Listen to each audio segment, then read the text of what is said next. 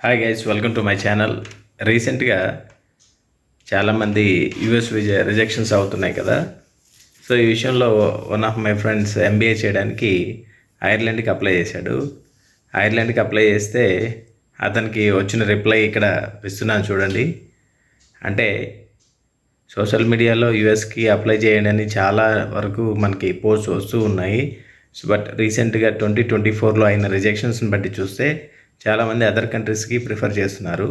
కెనడాకి ఎట్లాగో వెళ్ళడానికి ఆప్షన్ లేదు, యూకేలో వర్క్ పర్మిట్ లేదు. సో అదర్ ఇంగ్లీష్ కంట్రీస్ ఉన్నాయంటే ఐర్లాండ్ ఉంది. సో ఐర్లాండ్కి అప్లై చేస్తున్నారు.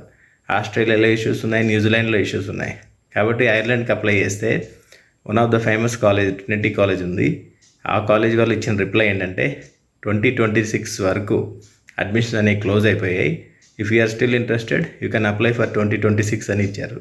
సో దీన్ని బట్టి మీకు ఏమర్థమవుతుందంటే యూఎస్ వీజా రిజెక్షన్స్ అవ్వడం, అదర్ కంట్రీస్ రిస్ట్రిక్షన్ పెట్టడం వల్ల ఐర్లాండ్కి వెళ్తున్నారు. ఇక్కడ ఈజీగా ఫ్యామిలీని షిఫ్ట్ చేసుకోవచ్చు, ఈజీగా పిఆర్ తెచ్చుకోవచ్చు, ఈజీగా మనకి అక్కడ వర్క్ పర్మిట్ కూడా దొరుకుతుందనే ఉద్దేశంతో.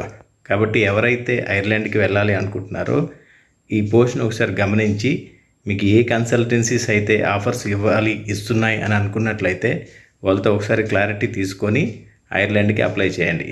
సో ఈ వీడియో మీకు ఒక క్లారిటీ ఇచ్చింది అనుకుంటున్నాను. మళ్ళీ ఒక మంచి వీడియోతో కలుద్దాం. అప్పటివరకు బాయ్ బాయ్.